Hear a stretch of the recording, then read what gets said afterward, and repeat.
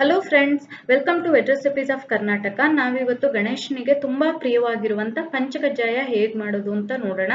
ಮೊದಲಿಗೆ ಒಂದು ಬಾಣಲೆನಲ್ಲಿ ಅರ್ಧ ಕಪ್ಪಷ್ಟು ಕಡಲೆಬೇಳೆನ ತಗೊಂಡು ಕಂದು ಬಣ್ಣ ಬರೋವರೆಗೆ ಹುರಿಬೇಕು.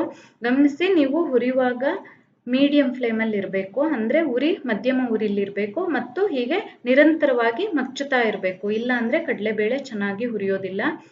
ಈಗ ನಿಮಗೆ ಕಾಣಿಸ್ತಾ ಇದೆಲ್ಲ, ಈ ತರ ಬ್ರೌನ್ ಕಲರು ಅಲ್ಲಲ್ಲಿ ಕಂದು ಬಣ್ಣ ಬರೋವರೆಗೆ ಹುರಿದ್ರೆ ಸಾಕು.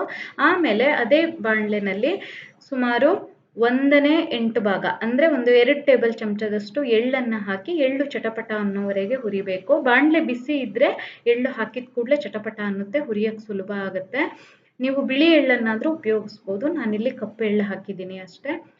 ಈಗ ಕಡಲೆಬೇಳೆ ತಣ್ಣಗಾಗಿರುತ್ತೆ ಇಷ್ಟೊತ್ತಿಗೆ, ಅದನ್ನ ಮಿಕ್ಸಿ ಜಾರಿಗೆ ಹಾಕಿ ನಾವು ತರಿಯಾಗಿ ಅರ್ಕೊಳ್ಬೇಕು.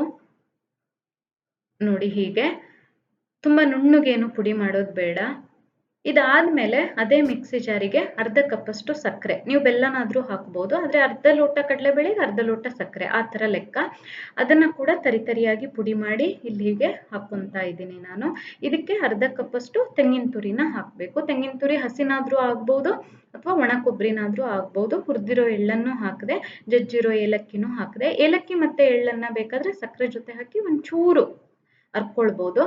ಈಗ ನೋಡಿ, ಅದಕ್ಕೆ 1 ಚಮಚದಷ್ಟು ತುಪ್ಪ ಹಾಕಿದೆ ನಾನು. ತುಪ್ಪ ಹಾಕಿದ್ರೆ ಶುದ್ಧ ಅಂತ ಲೆಕ್ಕ, ಅದಕ್ಕೋಸ್ಕರ ಹಾಕ್ತಾರೆ ನಮ್ಮ ಮನೆಯಲ್ಲೆಲ್ಲ. ಅದಾದ್ಮೇಲೆ ಈ ತರ ಚೆನ್ನಾಗಿ ಒಂದ್ಸಲ ಕಲಸಿದ್ರೆ ಪಂಚಕಜ್ಜಾಯ ತಯಾರಾಗುತ್ತೆ. ಮಾಡೋಕ್ಕೂ ಸುಲಭ, ತಿನ್ನೋದಕ್ಕೂ ಚೆನ್ನಾಗಿರುತ್ತೆ, ಗಣೇಶನಿಗೂ ಇಷ್ಟ ಆಗುತ್ತೆ. ನೀವೆಲ್ಲ ಈ ಸಲ ಹಬ್ಬಕ್ಕೆ ಮಾಡಿ ನೋಡಿ, ನಿಮ್ಗೆ ಇಷ್ಟ ಆಯ್ತಾ ಅಂತ ತಿಳಿಸಿ. ನಿಮ್ಗೆಲ್ರಿಗೂ ಗೌರಿ ಗಣೇಶ ಹಬ್ಬದ ಶುಭಾಶಯಗಳು. ಹಬ್ಬನ ಚೆನ್ನಾಗಿ ಆಚರಿಸಿ ಖುಷಿಯಾಗಿರಿ. ನಿಮ್ಗೆ ಈ ವಿಡಿಯೋ ಇಷ್ಟ ಆದಲ್ಲಿ ಲೈಕ್ ಮಾಡಿ, ಶೇರ್ ಮಾಡಿ, ಕೆಳಗಡೆ ಹೋಗ್ಬಿಟ್ಟು ಕಮೆಂಟ್ ಮಾಡಿ, ಹಾಗೆ ನಮ್ಮ ಚಾನಲ್ಗೆ ಸಬ್ಸ್ಕ್ರೈಬ್ ಮಾಡೋದನ್ನ ಮರಿಬೇಡಿ.